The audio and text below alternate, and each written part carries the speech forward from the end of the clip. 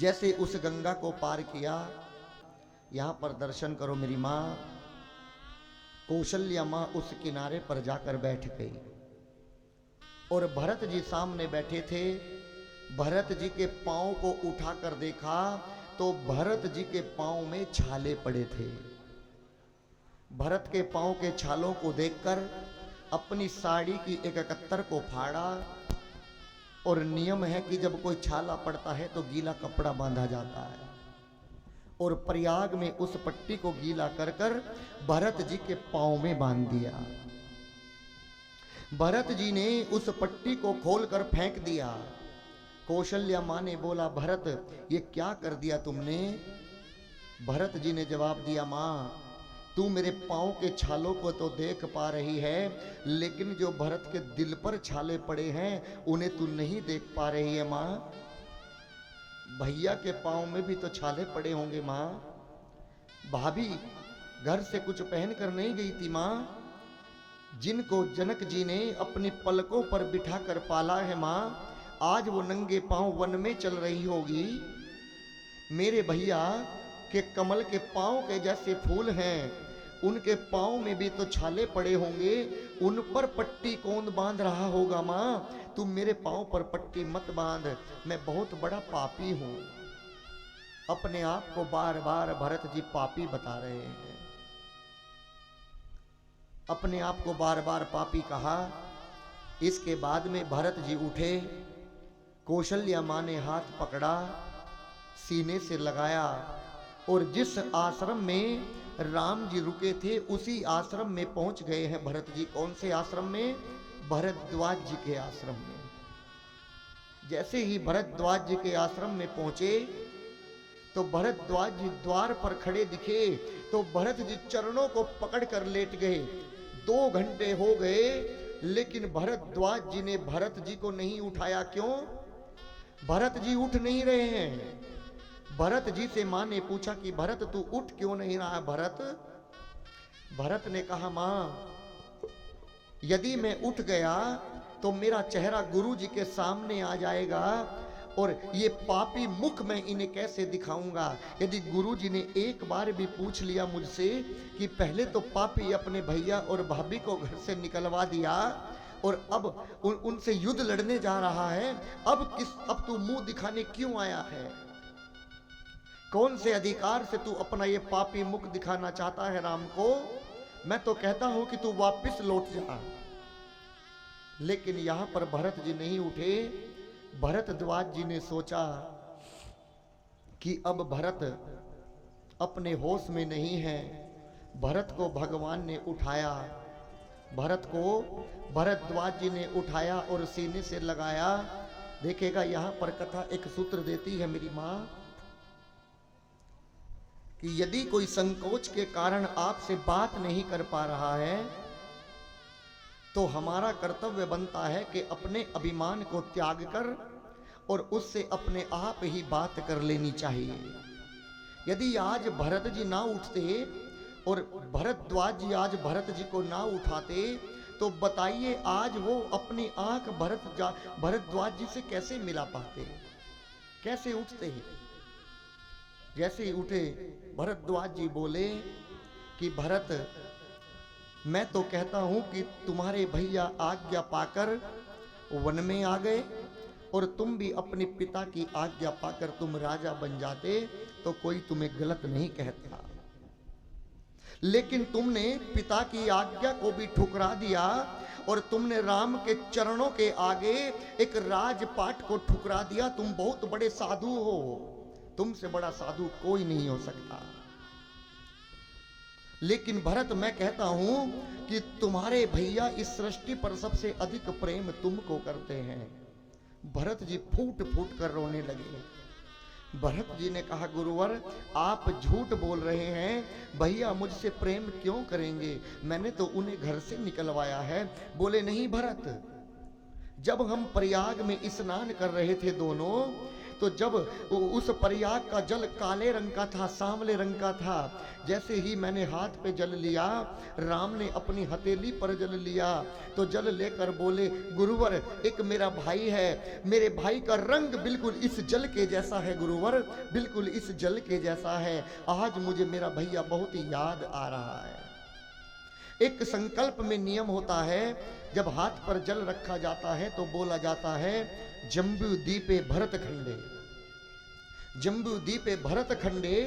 जैसे मैं संकल्प बोल रहा था स्नान करने के लिए, और जैसे ही मैंने बोला जम्बू दीपे भरत खंडे, जैसे ही भरत का नाम आया तो मुझे अपने सीने से लगाकर राम फूट फूट कर रोने लगे। बोले वो सांवला जैसा रंग है वो मेरा भैया छोटा भरत है।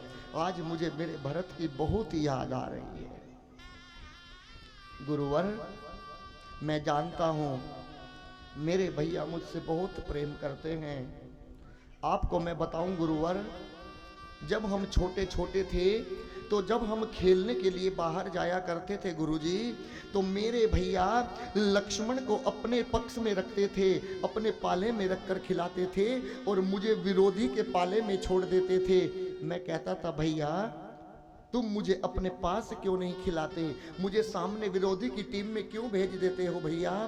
तो राम कहते थे, मेरे भैया कहते थे गुरुवर कि तू मेरे पाले में रहेगा तो मैं तुझे कैसे देखूंगा भरत, यदि तू विरोधी की टीम में रहेगा तो ये आंखें तुझे देखती रहेगी और तू मुझे निहारता रहेगा, इसलिए।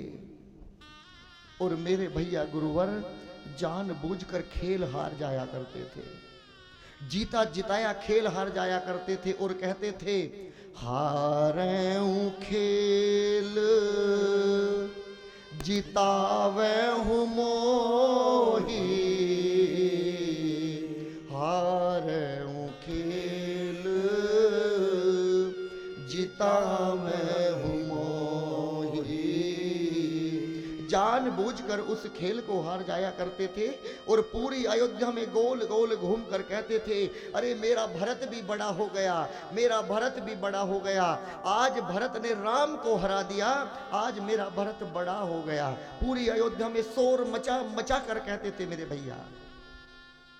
बस डर है तो केवल एक बात का है, कहीं मेरे भैया मुझे अपनाए ना, यही डर लग रहा है गुरुवर। अंदर आश्रम में जाकर बिठाया और पूरी रात बीत गई यहां पर दर्शन करना मेरी मां। भरत जी पूरी रात बैठे नहीं, सब लोग सो रहे हैं।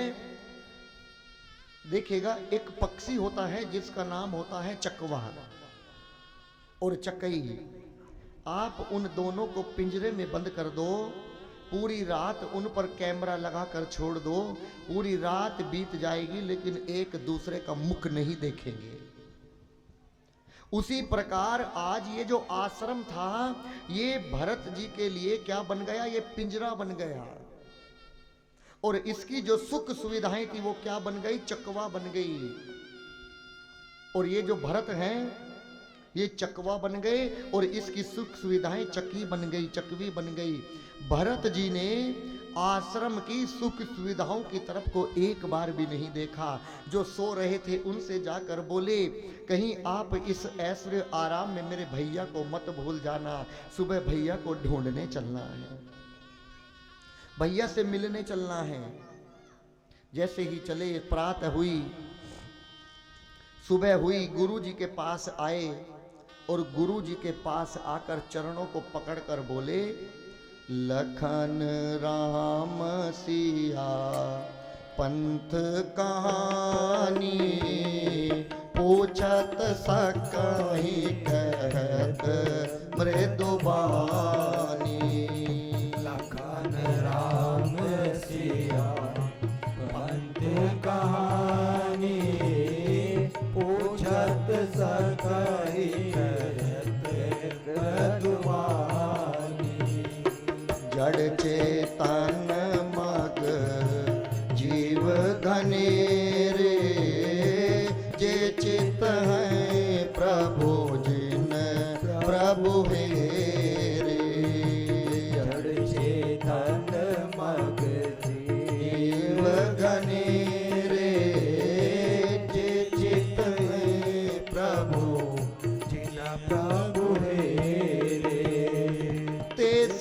भये परम पद जोगो, ये सब भये परम पद जोगो, भरत दरस मेटा भव रोगो, भरत दरस मेटा भव रोगो, भरत दरस मेटा भव रोगो। भरत जी ने पूछा कि गुरुवर हम कहाँ जाएं? अब यहाँ पर देखो, यदि उन्होंने अब भरद्वाज जी ने भरत जी को अपने गुरु वाल्मीकि जी के पास नहीं भेजा, कल राम जी को वाल्मीकि जी के आश्रम में भेजा था। क्यों नहीं भेजा? कि पहले गुरु जी के आश्रम में भेजूंगा, फिर चित्रकूट जाएंगे, कहीं देर ना हो जाए और कहीं अनहोनी ना हो जाए। डायरेक्ट चित्रकूट का रास्ता बताया कि जाओ, तुम्हारे भैया तुम्हें चित्रकूट में मिलेंगे। जैसे ही गए, कुछ ही दूर चले थे, रास्ते में जिस पत्थर पर भरत जी के आंसू गिरे, वो पत्थर मोम के भांति पिघल गए। आप कहेंगे महाराज जी कहीं पत्थर भी पिघलते हैं? जब कभी देखने ही नहीं जाएंगे तो दिखेंगे कैसे?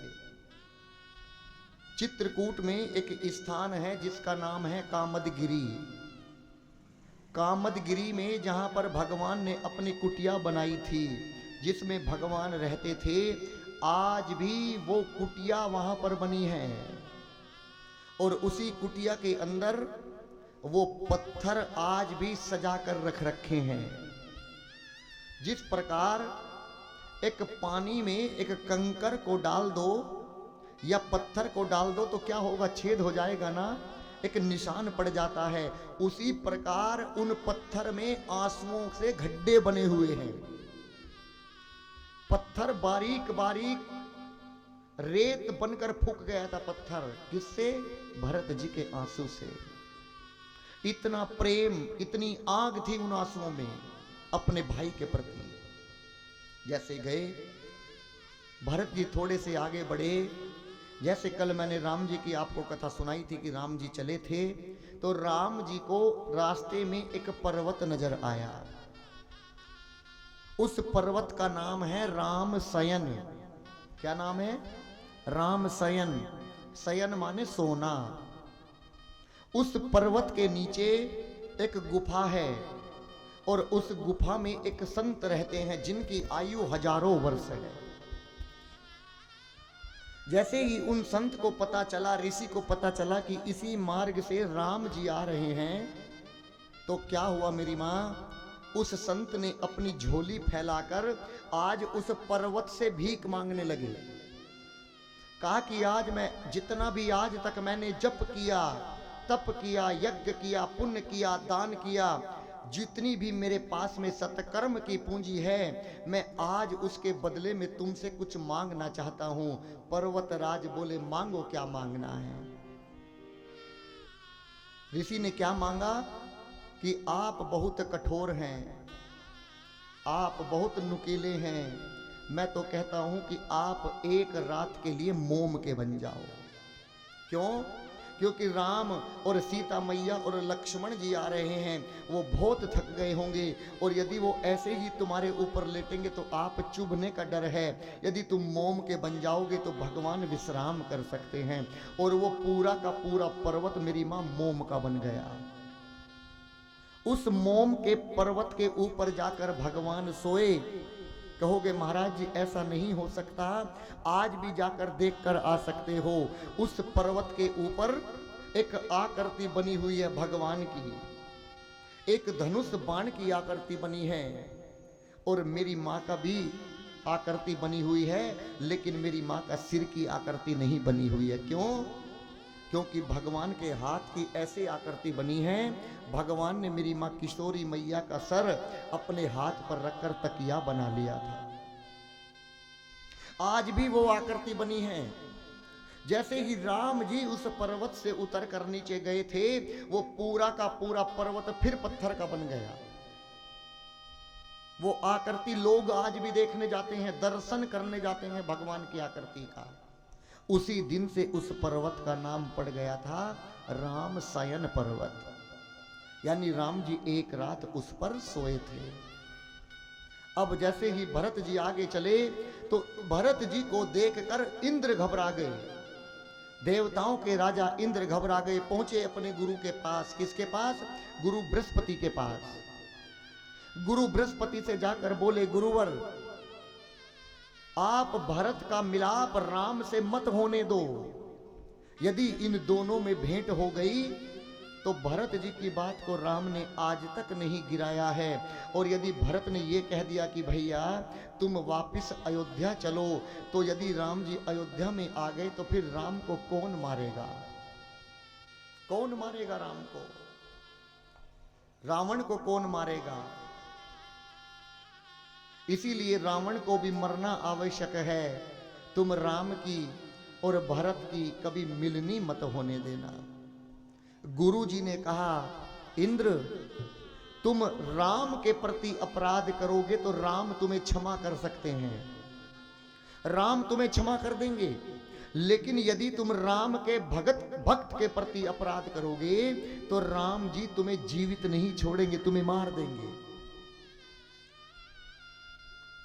भरत क्या समझते हो कि भरत भाई बाद में है राम जी का?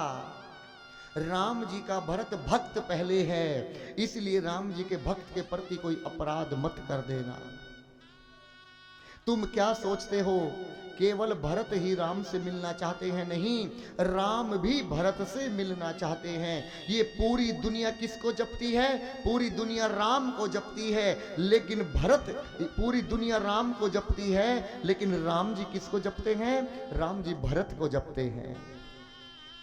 भरत सरिस को राम सनेही, ये जग जप राम पर राम जप जेहि। सारा जग राम को जपता है, राम केवल भरत को जपते हैं। उसी बीच में मेरी सीता मैया को एक प्रातः भोर में 5 बजे स्वप्न दिखाई दिया। जैसे ही सीता माँ ने स्वप्न देखा और भोर में उठी, राम जी को जाकर बताया, प्रभु हे स्वामी आज मैंने एक स्वप्न देखा है, लेकिन स्वप्न कुछ अच्छा नहीं है। राम जी ने पूछा क्या देखा है बताओ। सीता माँ ने कहा जैसे तीनों माँ आ रही हैं और तीनों माँ के साथ में भरत और शत्रुघ्न भी है, लेकिन माओ की दशा कुछ अच्छी नहीं देखी मैंने। माओ की मांग में ना तो सिंदूर है, ना हाथ में कंगन है, और वो सफेद सी साड़ियों में आ रही हैं। मैंने ये सपना देखा है। और भरत जी रोते रोते राम राम प्रभु आपका नाम जपते आ रहे हैं। पता नहीं ये सपना कभी सत्य नहीं होना चाहिए प्रभु। राम जी ने इस बारे में सुना और वहीं पर एक शिवलिंग की स्थापना की थी और उसमें बैठकर शंकर भगवान का भजन करने लगे। उसी बीच में क्या देखा कि उत्तर दिशा की तरफ से एक बहुत तेज तूफान आ रहा था, आंधी आ रही थी। राम जी उठे, राम जी उठकर बाहर आए और आकर देखा तो कोल भील दौड़ते हुए आ रहे थे। राम जी ने पूछा ये आंधी तूफान कैसे चल रहा है? कोल भीलों ने बताया प्रभु छोटा मुंह बड़ी बात, क्षमा करना। कोई 2 भाई आए हैं जिसमें एक अपना नाम भरत बताता है, वो बिल्कुल आपकी तरह देखने में लगता है प्रभु, जैसे आप हैं बिल्कुल ऐसा ही देखने में लगता है। मैं तो कहता हूं वो आपके भाई होंगे, वो जरूर आपके भाई होंगे। और उनके साथ में दूसरा अपना नाम शत्रुघ्न बताता है। उनके साथ में 3 माँ हैं, लेकिन तीनों माँ सफेद साड़ियों में आ रही हैं और उनके साथ में एक गुरुजी भी आ रहे हैं। जैसे बताया तो राम जी दौड़ पड़े उत्तर दिशा की तरफ, और जैसे दौड़े कुछ ही दूर चले थे राम जी फिर पीछे हट गए। क्यों? सीता माँ ने कहा प्रभु क्या हुआ? राम जी बोले, सीता मुझे डर लग रहा है। कौन सा डर प्रभु? मैंने आज तक भरत की बात को नहीं गिराया। यदि भरत ने एक बार भी मुझसे कह दिया कि भैया आप अयोध्या चलो, तो मुझे अयोध्या जाना पड़ेगा, मुझे जाना पड़ेगा। लेकिन मुझे विश्वास है कि मेरा भरत तो साधु है। भरत मेरी आज्ञा के बिना एक काम भी नहीं कर सकता। वो पहले मेरी आज्ञा अवश्य लेगा। कैसे? मैं जानता हूं अपने भरत को।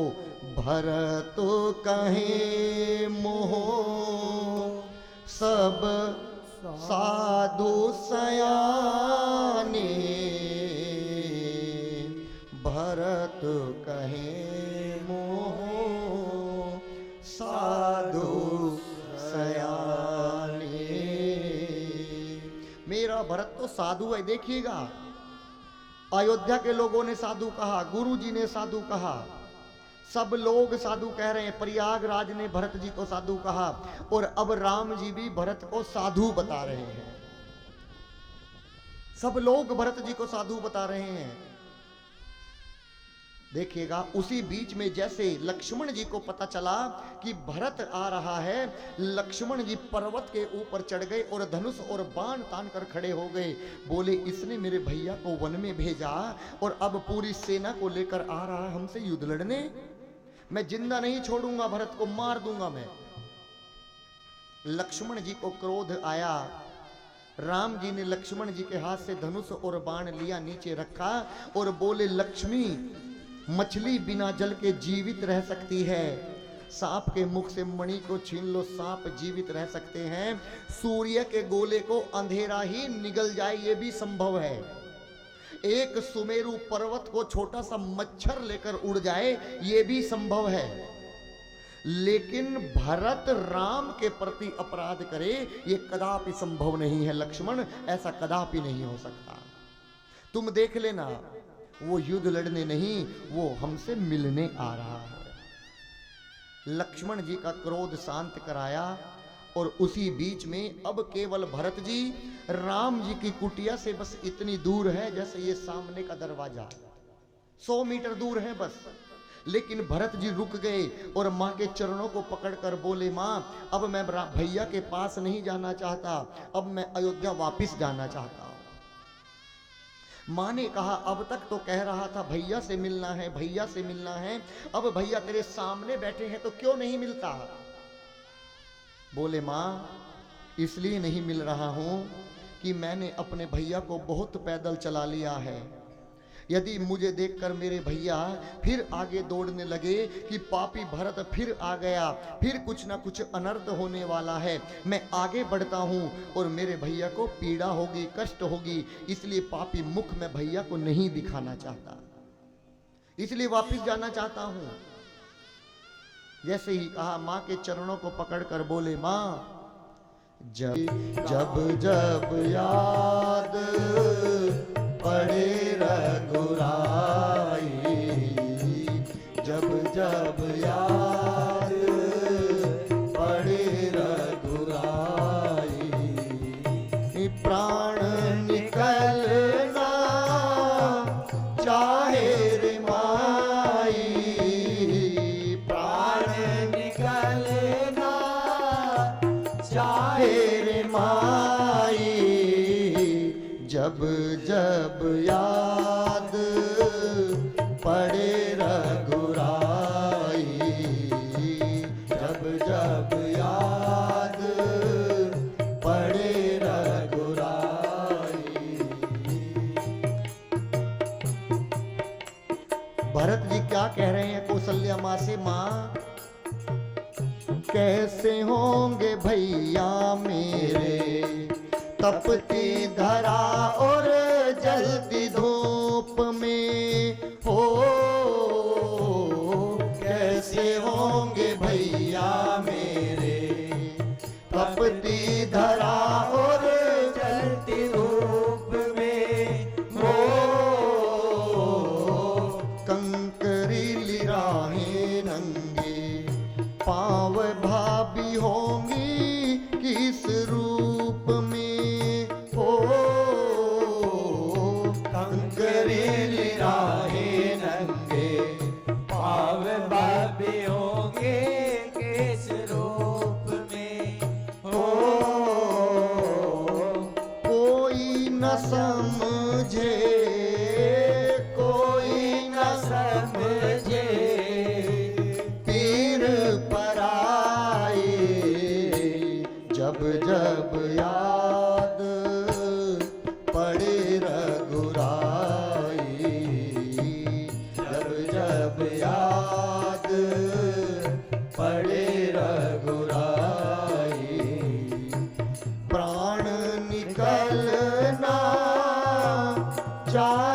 रे माई, प्राण निकलना चाहे रे माई।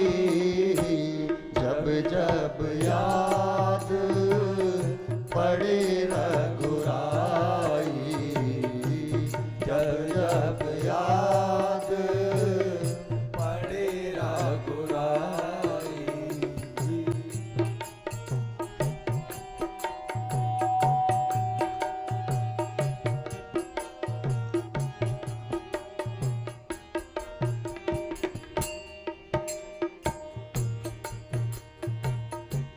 डर लगता है भैया मुझे ना कभी भी अपनाएंगे। ओ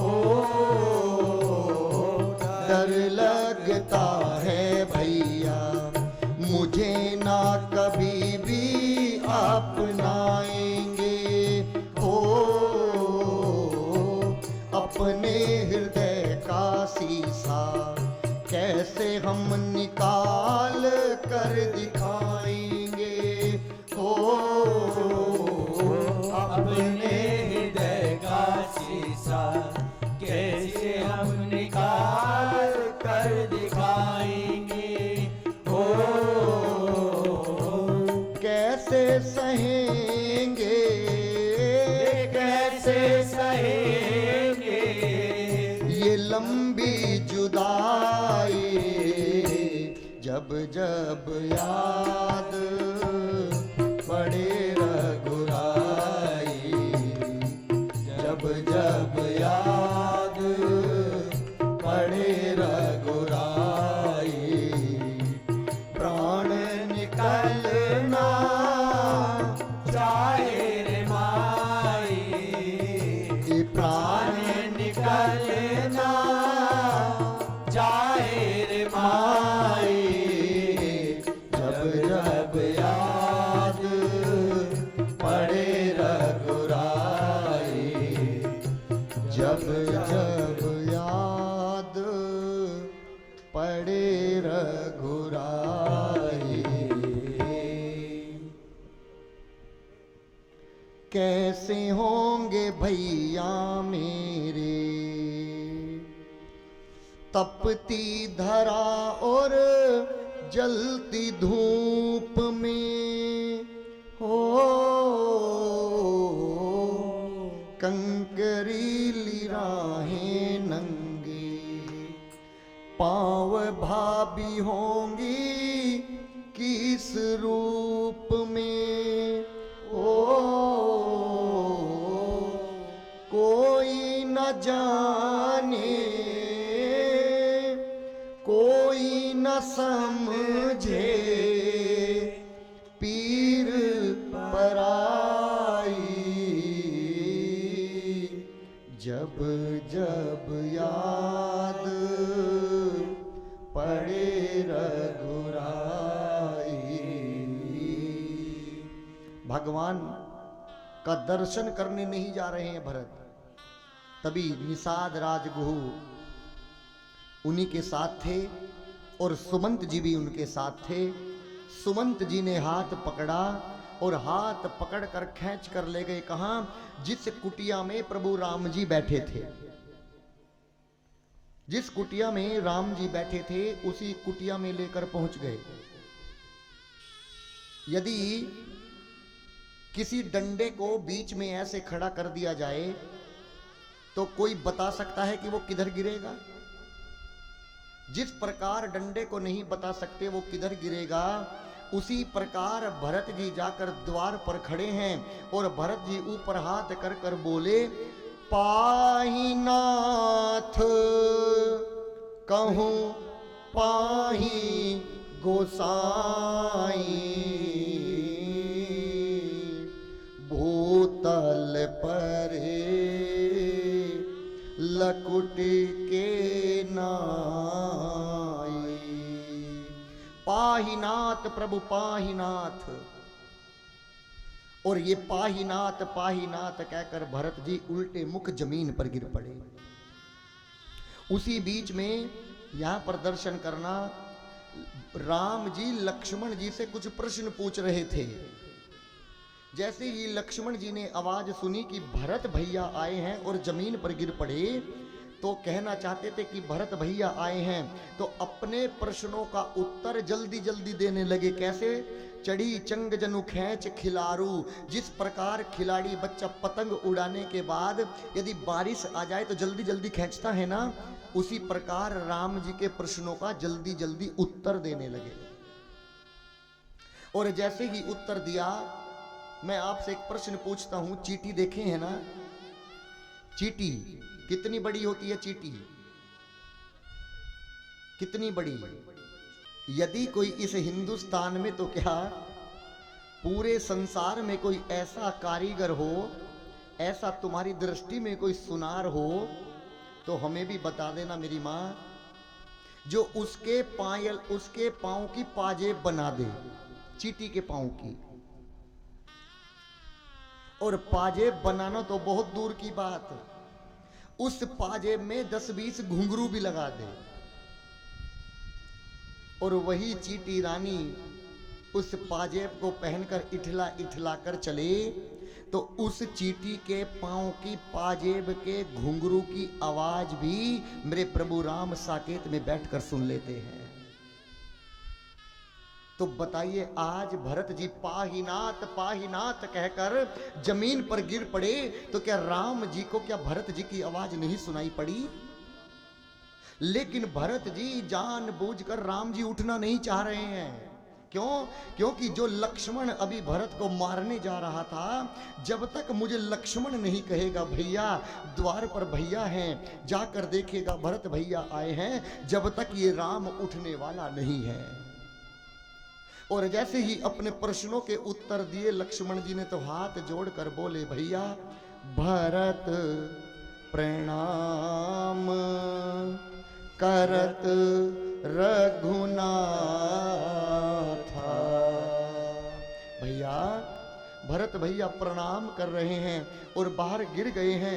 जब तक लक्ष्मण जी ने भा कहा, जब तक राम जी उठ गए, जब तक ता कहा, जब तक दौड़ पड़े, और जब तक ता कहा, जब तक भगवान ने भरत जी को अपने सीने से लगा लिया। भगवान इतने वेग से दौड़े, पूरा भरत भी नहीं कहने पाए, लक्ष्मण जी दौड़ पड़े। कैसे दौड़ पड़े? हे जी उठे राम सुनि प्रेम अधीरा, कहूँ पट कहूँ निसंग धनु तेरा, कहूँ पट कहूँ निसंग धनु तेरा, कहूँ पट कहूँ निसंग धनु तेरा। आवाज बढ़ा दो तबले की बेस की। कहीं उठे राम सुनि प्रेम अधीरा, कहूँ पट कहूँ निसंग धनु तेरा, कहूँ पट कहूँ निसंग धनु तेरा, कहूँ पट कहूँ निसंग धनु तेरा। जैसे ही राम जी उठे, राम जी के शरीर से ये पटका गिर गया। जैसे पटका गिरा, लक्ष्मण जी ने पूछा तुम क्यों गिर गए? लक्ष्मण जी ने पूछा कि तुम क्यों गिर गए? तो राम जी ने, पटके ने क्या कहा कि मैं इसलिए गिर गया, कि मैं इसलिए गिर गया कि जब दो भाई मिलते हैं तो आपस में मैं दीवार नहीं बनना चाहता, मैं इसलिए नीचे गिर गया। हे जी उठे राम सुनि प्रेम अधीरा, कहूँ पट कहूँ निसंग धनु तेरा, कहूँ पट कहूँ निसंग धनु तेरा, कहूँ पट कहूँ निसंग धनु तेरा। जैसे ही भगवान गए, पटका गिर गया, भगवान के शरीर से धनुष और बाण भी गिर गए। धनुष बाण से पूछा तुम क्यों गिर गए? तभी धनुष और बाण ने कहा कि हम इसलिए गिर गए, जब दो भाई आपस में मिलते हैं तो हथियार लेकर नहीं मिलते, इसलिए हम जमीन पर गिर पड़े। हे जी उठे राम सुनि प्रेम अधीरा, कहूँ पट कहूँ निसंग धनु तेरा, कहूँ पट कहूँ निसंग धनु तेरा, कहूँ पट कहूँ निसंग धनु तेरा। जैसे ही राम जी बाहर पहुंचे, बरबस लिए उठाए उर, भरत जी को उठाया, बरबस लिए उठाए उर, लाए कृपा निधान, भरत राम की मिलनी लखी, वीर से सब ही आपान। दोनों की मिलनी भाई, दोनों एक दूसरे के गले मिले और उस वक्त दोनों के गले मिलने से जब वहां पर आंसू गिरे थे मेरी मां, वही पत्थर मोम की भांति पिघल गए। वही पत्थर आज भी कामदगिरी चित्रकूट में रखे हुए हैं। इसके बाद में कोई बताएगा कि भगवान सबसे पहले किससे मिले? भरत जी से बाद में किससे मिले? कैकेयी मां से। प्रथम राम भेटी कैकेयी, सबसे पहले कैकेयी मां से मिले।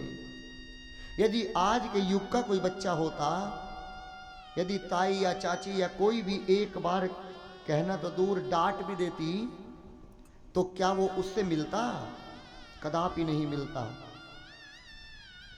कदापि नहीं मिलता मेरी मां।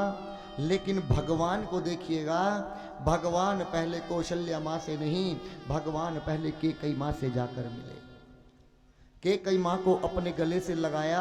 और एक नियम होता है, जब दो व्यक्ति गले मिलते हैं तो एक के कान दूसरे के होठ के बगल में आ जाते हैं और दूसरे के होठ उसके कान के बगल में आ जाते हैं।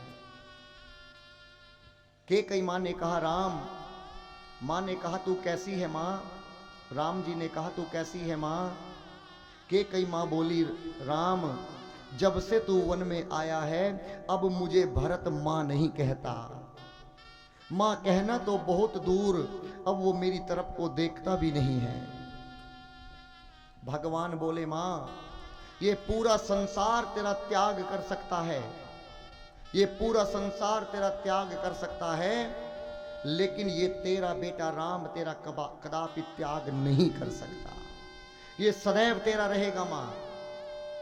और यहां पर हमारे गुरुजी कहते हैं कि यहां पर राम जी ने भरत जी को बहुत डांटा, बहुत डांटा कि तुमने मां से बात करना बंद कर दिया, तुम मां को मां नहीं कहते। मां को भरत को बहुत डांटा।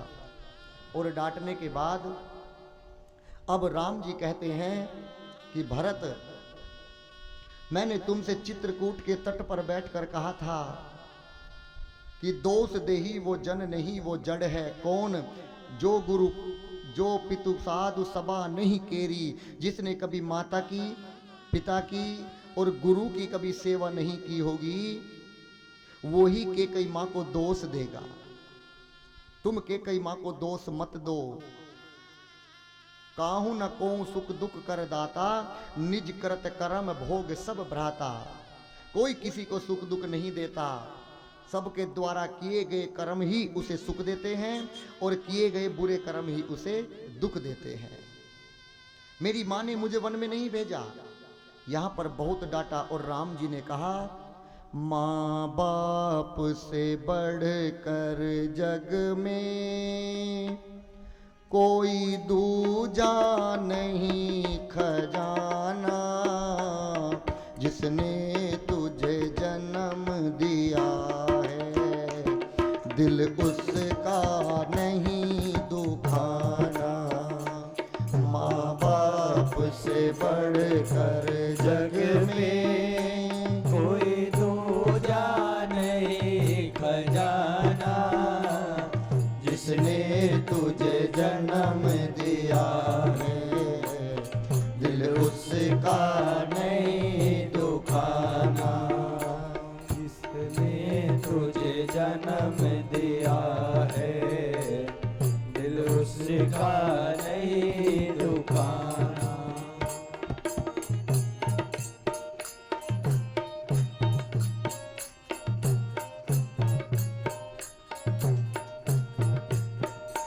पहले तो माने तुझको, तो मैं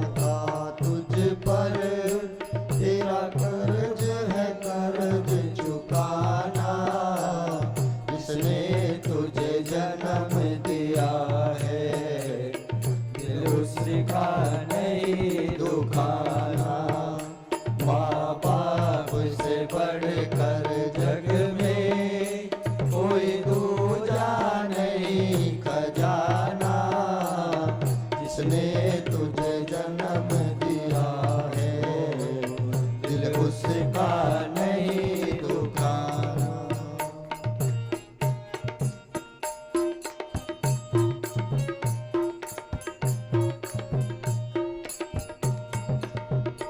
दिन रात तुझे तेरी माँ ने बाहों में अरे झुलाया, खुद गीले में माँ सोई, सूखे में तुझे सुलाया।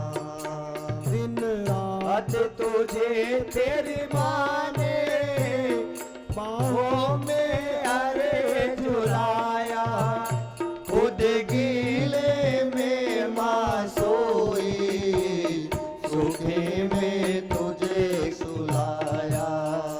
तू कोई भी दुख देकर ना माँ को कभी रुलाना, जिसने तुझे जन्म दिया है दिल उसका नहीं दुखाना।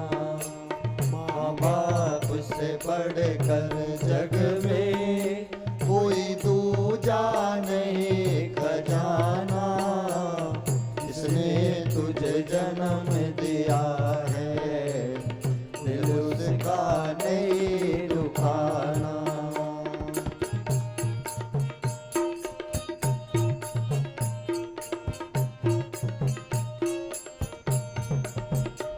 माँ बाप के चरण से बढ़कर कोई स्वर्ग नहीं है दूजा, सब छोड़ के तीरथ बंदे कर ले माँ बाप की पूजा।